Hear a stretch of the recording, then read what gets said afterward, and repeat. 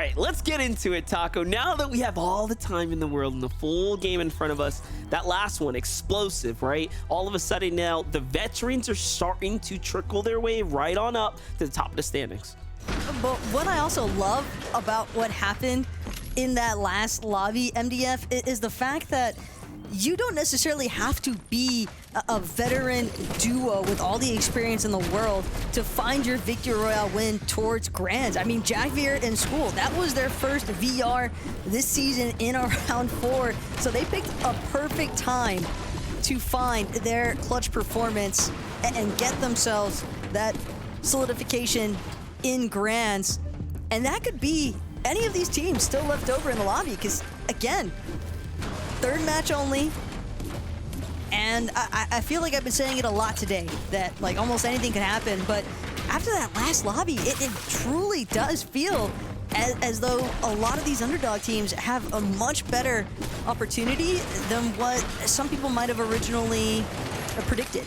Yeah, you know what, and I want to give some respect to Jack here and School there.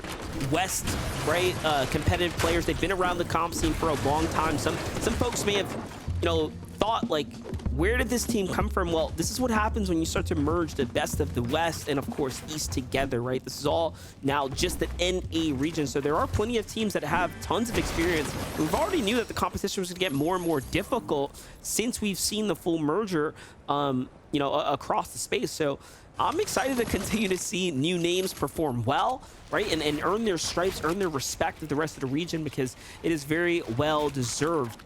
Jumping back on over to our veterans, though, of Agers and Kanata here.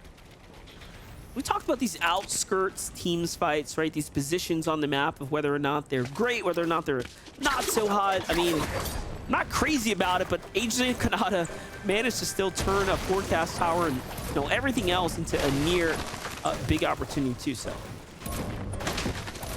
I think the only real detriment for Agers and Kanata is the fact that here at the Ritzy, they've got 2 other teams potentially contesting them. And if you've ever dropped at Ritzy, sure, there's definitely a ample amount of supplies, but not necessarily for 6 different players to try and split between each other. But again, Agers and Kanata, being such an experienced team, they might look for early challenges, much like what we're seeing right now out of Walkers and Shadow. Walkers, despite getting chunked from his shield by Maxo, not willing to give this up, understanding that if he can get the refresh here, he can alleviate some of the pressure.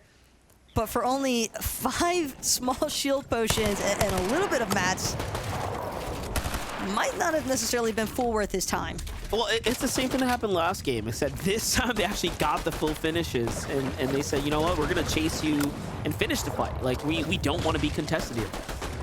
So I can see why they wanted to, you know, maybe stick it out a little longer than they should have, but it does seem a little more personal than anything else. For Potek and Sales, though, they're just taking their time right now. This is a very standard early game engagement. I like what they're doing. They have this team, you know, Curve locked up pretty much in the low ground. This is a top 10 team, by the way. Curve and Mansion have jumped up the standings right now. The top 20 is the line to finish.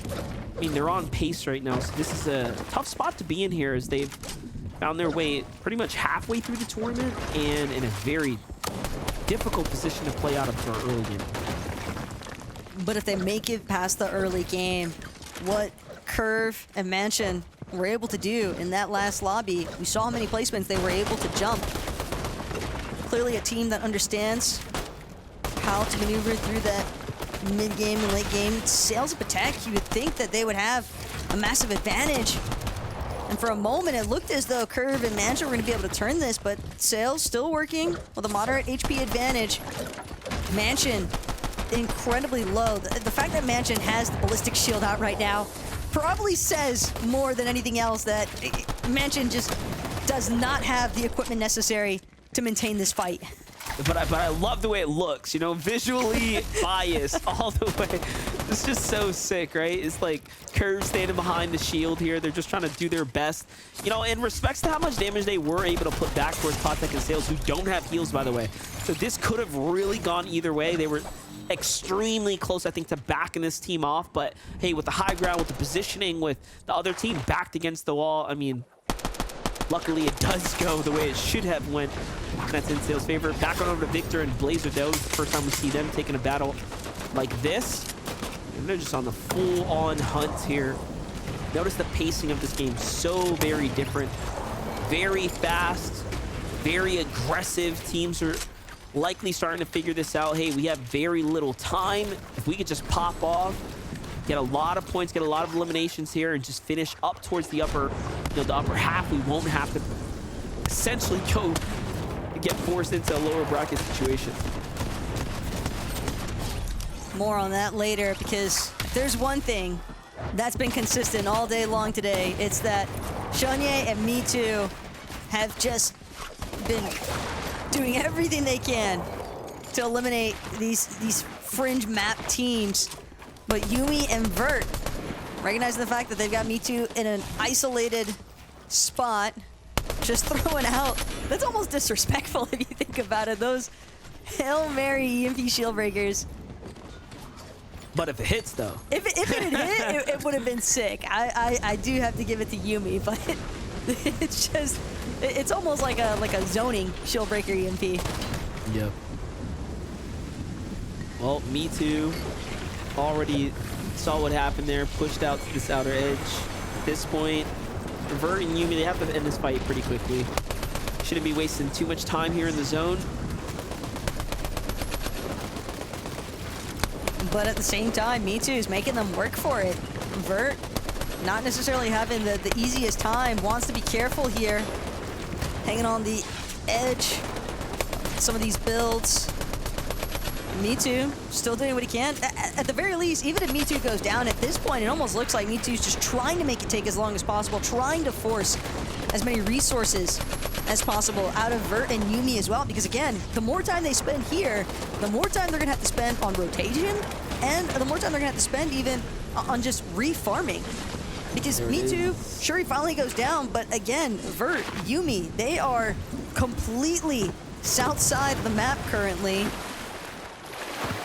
and they've got a lot of ground to cover to get back towards zone.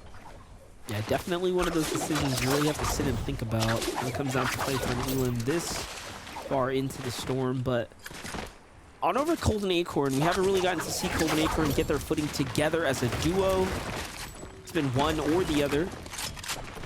Hold that thought here. Jumping with Clicks and Epic. What's happening here? They have a Zeus and a Tony underneath them. Okay, so this is a very reminiscent of game one as well. Same rotation, same general positions, more or less same teams, right? So they know what they're getting into. They know these are opportunities to find tags, find surge, right? Set them up for the later portions of the game. But what's interesting is that Clicks and Epic, 3 for 3 currently, as far as eliminating Oscar at Lavish Lair, taking advantage of his medallion and that Mythic Frenzy as well. Even get a chance to peek back in. And you're talking about Pamstow and those making it to late games, but it's going to be Pamstow by himself by the looks of things. Poor Lawrence, man. Just a moment too long. This head peeked out. I'm telling you, that's the only time he has a hard time is early game. He has a very not so great track record of being contested and having tougher performances. But if he can get over that, you know, I have a lot of faith and trust in their mid to end game decision making. Peterbot and Boyo, though, complete opposite, right? Put them contested, him whoever. They like to fight in these type of scrappy early game situations. This is how, in fact, they steamroll their way across really great loadouts, right? Well, you would think so, but Walker's actually going to find his build, just the slightest crack, and now a team up on the hill putting so much pressure into these boxes here that Walker's just trying to find a little bit of safe haven in. It's going to force Shadow as well to pull back, reconnect with his duo, whereas initially we saw Shadow trying to go for a little bit of a wraparound technique there onto Peterbot and Pollo, but Peterbot, Pollo as well they've got to be careful. They might not necessarily be fully aware of the teams up on the hill surrounding Reckless Railways that might be starting to look in towards this box fight that's taking place, but at the same time, Peterbot's also got to be careful about where he's trying to actually tarp towards. Big shield crack there. That's going to be the green light one more time for Shadow and Walkers. And again, Walkers, knowing that they have more pressure possibly trickling in, he wants to close this one out. He needs to find these eliminations onto Peterbot and Pollo, at the very least, for a refresh of some sort. But no, Peterbot, Pollo, they just barely managed to wiggle on out of there. It's going to be a full reset now for Walkers and Shadow. Walkers and Shadow should be pretty proud about that. Peterbot and Pollo giving the respect, right? Giving the respect to Walkers and Shadows. They're backing them off, successfully defending. See what Bryson Chubb's got going on here versus Yasir and Dorito. This is okay. This is like a battle of the new school, if you will. Bryson Chubb's very, very exciting players to watch. We saw what they were capable over at the Globals. They picked up their wins to push them right on into the Global Finals day. Almost remember Bryce's astonished, jaw-dropping visuals as he stood up in disbelief when he took that win. Not once, but was it twice, wasn't it? I feel like I've seen that face more than once that weekend, but... Yeah, I mean, you're talking about Bryson Challenge, but I'm also thinking about what Yasir and Dorito were able to accomplish in week 1 of Opens. That's right. Very excited to see if Dorito and Yasir can actually find themselves a Victory Royale on the day today. If not, to at least maintain staying inside of the upper bracket in that top 20 position. But also inclined to believe that Acorn and Cole, part of the reason why... Well, actually hold that thought, because everybody wants to Rift Island. All right, you don't see that very often, right? Rift Island jump like that. I feel like that was back when they first introduced Rift Island. People would key for this place, right? Everyone would come rushing on in, try to get a piece of the pie. But it was much different back then. It was worth so much more points. I just feel like Rift Island spawned in, and so did like half the lobby as soon as it appeared, because Clicks and Epic, it's not uncommon. If Rift Island is close enough for them, which it being more towards this north side since it's over by Classy Courts, and them rotating out from Lavish Lair, they'll definitely want to go for it. If anything, just to get a decent amount of refresh in terms of materials and loot from the capture point, but also that overhead view with Rift Island here now, they could possibly look to get some tags from the teams beneath them, or any teams that might try to look for a position on top of Rift Island itself.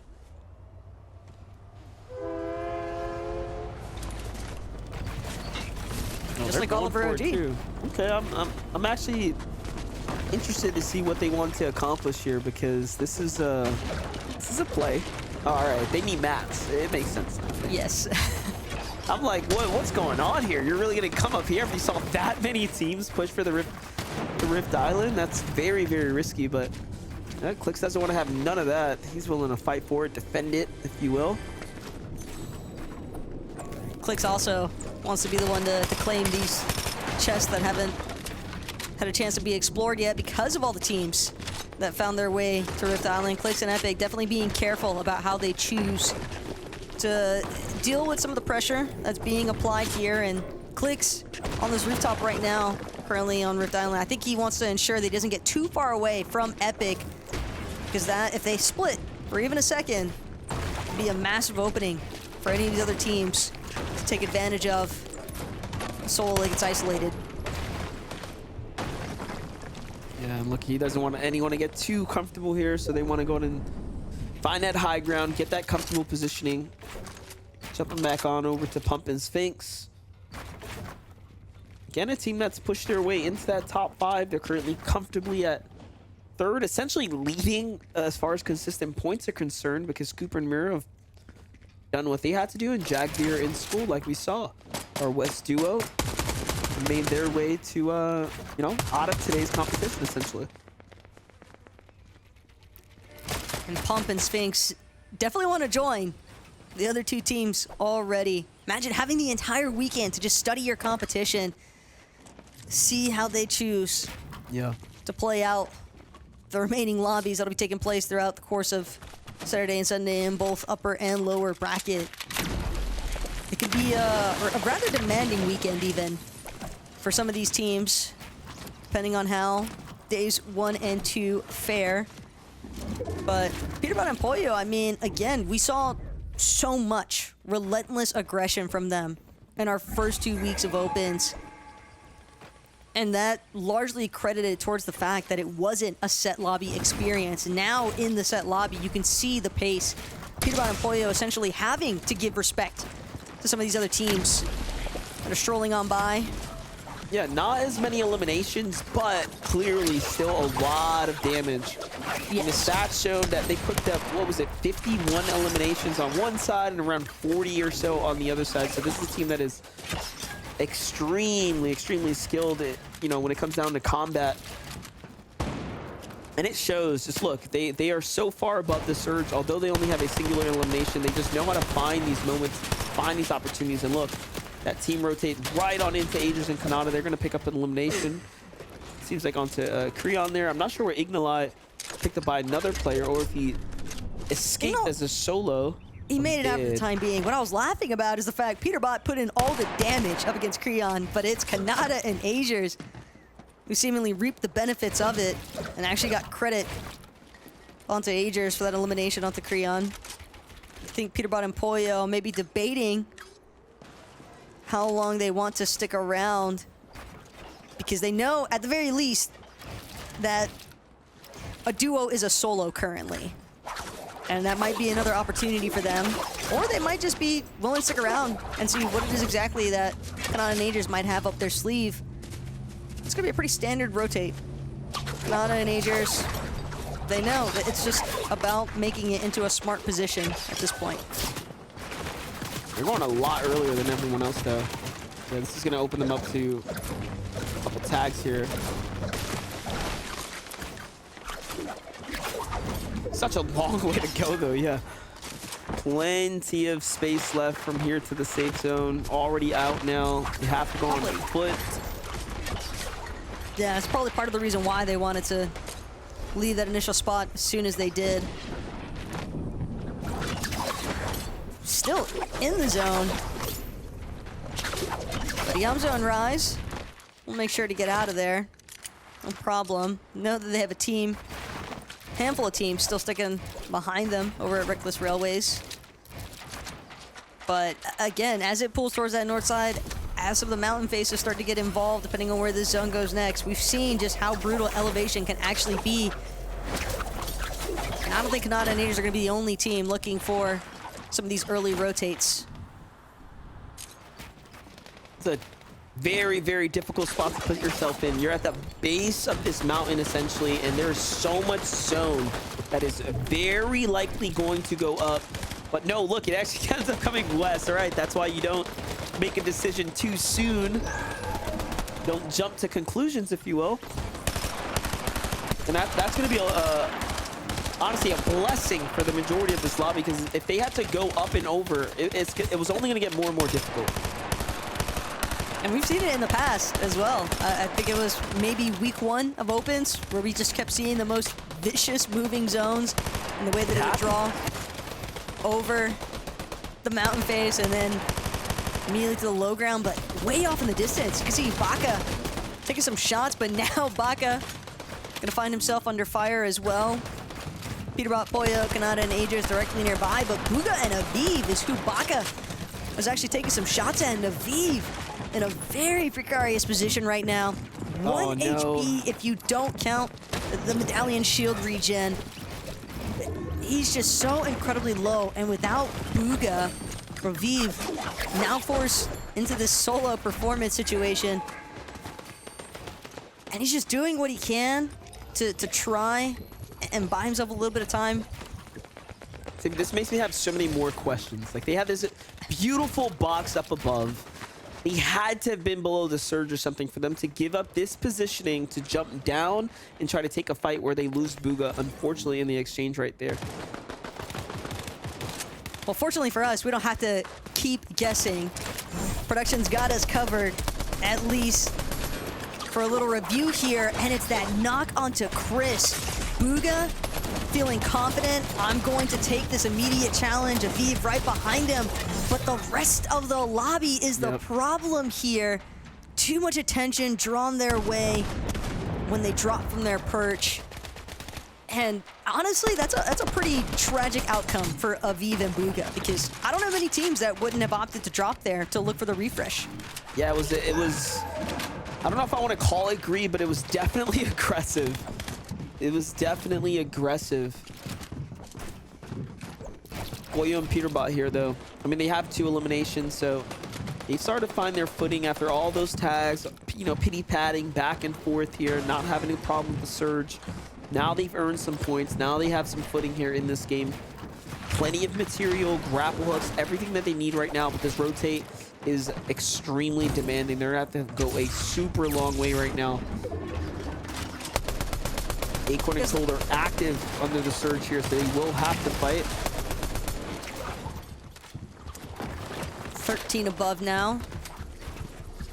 Down to 5, just barely managing to stay their heads above water for the time being. Crash pad will come out. Acorn now looking to find himself ultimate low ground here. But at the very least, he made it to zone. That's what's gotta count at times. But now Acorn Cold, they need more damage. They need to be able to have some reliability with their positioning, and they can't as long as they're barely managing to stay above that damage threshold. Well, that was a great shield crack right there. I think they unfortunately lost track of the team. They're not sure which way it went, but there it is. Acorn's got the player in his sights essentially right now. AJ Mall tries to get out of there. They go into the zone for a yup. They want to get the full finish here. They need it. That's going to be the damage that they need to sustain for this next zone. They already have everything else as far as material is concerned here. And look, they get to get a little bit more to get capped off. Meanwhile, on high ground, Aviv, I mean, if you want to call it that, it gets broken down. He goes off running here, spotted out as a solo. Yeah, he's not going to be able to hold this out for much longer, but I can see an end game still, you know, pretty much in sight. Aviv should be able to cruise his way through. He's at least doing a pretty solid job so far. He's good. He's got the hooks. He's got everything he needs. The zone is very tough to cross, so it's actually perfect for someone who has a grapple hook like this. He's going to be just fine. Look at Ritual this. and Reet, though, they're going to be even better. Ritual opting to drop a couple of layers, only momentarily, though. Recognizes there's a team on that secondary height. Is Vanilla is looking to challenge against the likes of Ritual. Convic as well. Got Reet moderately on the run, but it's just Ritual trying to make sure that he stays at that front side of zone next to Reet. Regroup, reconvene. Look to tart back out here on the high ground, but Reet and Ritual got to worry about Kanata. Azers also making sure to continuously tarp through these mid secondary height layers. Kanata and players as well. have to go down, or the surge is going to start doing damage here. This will start to catch up. Yeah, Kanata sees a wood wall. This is perfect for them right now. They need these tags here, but missed opportunity there. For some reason, Azers wasn't quite ready to get through that wall with Kanata in time. Oh my gosh, too many players. Just grappling. Enemies everywhere. All one after the other at this point. And Kanata, just no chance to breathe here. Finds himself in the same box as another player. But Peterbot and Pollo, we talked about how well they looked as far as their Storm Surge damage threshold is concerned, and they're just continuing to add to it. Found themselves in an optimal position on the high ground now, just applying so much suppressive fire into the builds underneath them. And it's not going to be any easy feat for a team to try and challenge, but Ritual, they'll find themselves moving towards the high ground. Ritual still trying to challenge Peterbot in the process, but Peterbot doing what he can to try and pinpoint Reet. Grapple blade up one more time. Reet finding himself at bare minimum HP, just still barely managing to hold on, but it's the wraparound. Look behind you. Peterbot's not going to give you time. And now, immediately dropping back down to find even more eliminations if possible. Peterbot's just showing you why he's one of the most talked about players online right now. He is just him when it comes down to these head-to-head matchups. He does things that just look so incredible. For Acorn and Cold, though, they take advantage of all that chaos. They're like, thank you, Peter Bot. Appreciate you fighting the high ground teams, right? Like, we're good now. They have heals. They have a win condition. They're pretty much big vibing. This might be the second time now Peter Bot gets forced out of what could have been a win-con situation, but he goes back on up. He doesn't want to give it away for free. Takes on the Cold head-to-head. Cold edits him in, though. Accepts the challenge and shuts down Peter Bot without a single problem. And now it's going to be down to Chimp and Cyrzro underneath the builds. They're trying to do what they can to chop the team on height. But Acorn and Cold don't know what their sustain situation looked like. But yeah, Chimp with these 5 medkits, he is more than prepared for the heal off should it come to that. But first, it looks as though Chimp, Cyrzro, they want a couple more players to fall. They've got to generate either Nox or Elims here or bank that somebody else does. Walker's in Shadow, another team still standing. 8 eliminations at this point as well. Things are definitely heating up here in the low ground, but Walker's Shadow down to only 5 builds. Walker's will find his last build, leaving him, and he's just trying to see if he can find anybody to apply some shots, but no one is giving any sort of visibility. Chimp off to his own devices there. We saw the 5 medkits that he had in hand. Question is, how many medkits did Acorn manage to actually acquire off of some of those last-minute eliminations that we saw him and Cold get? Yeah, at this point, I'm trying to figure out if, like, Chimp split the heals with Chubbs or something. Like, what happened? Because Chubbs just all of a sudden found heals out of nowhere as well and walked off to the side. This is looking like it's Acorn's game right now. Acorn has the extra medkit in hand. Chimp's popping his as well. Wait a second. It actually might just be Chimp has enough heals here to survive the rest of the storm. So Acorn has to come down. He's going to be on the hunt pretty quickly, and it's not going to be enough. So Chimp's 5 medkits, by the way, is going to be the win condition. And, you know, he had a chance at some point. He was breaking high ground, and whoever called out essentially, let's just leave him there, actually. We already have 5 medkits. Why force the fight on top of us? That is the reason he wins the game. It's definitely a little bit of a risk, though, still involved there for Chimp, because when you break off so early, even if you had the 5 medkits, the fact that Acorn was nearly able to match, or if not outlast Chimp. I also love the commitment from Chimp here. Just stay hidden. Don't try to make your presence known from behind this cone. Don't have to do anything extra, nothing flashy. Just maintain with that medkit. He was ready to fight, though. You saw him peeking the couch. He's like, all right, turn this corner. It's going to be a problem. Cyrzro and Chimp, congratulations on a big win there for game number 3. That was definitely a masterclass and basically how to make a good decision, right? Because they could have easily broken that high ground of Acorn down, and it just would have been so much worse, Taco. Oh, yeah, without a doubt. But again, Chimp, he's someone that I know you were definitely riding high on during open quals. And hey, for good reason, man, because to see them be our 3rd team to acquire a Victory Royale here on the day that I would argue it matters most, it's definitely impressive stuff. For sure. So we'll have to see what Zeke and crew think about the breakdown there, because the leaderboards, they're going to continue to update now.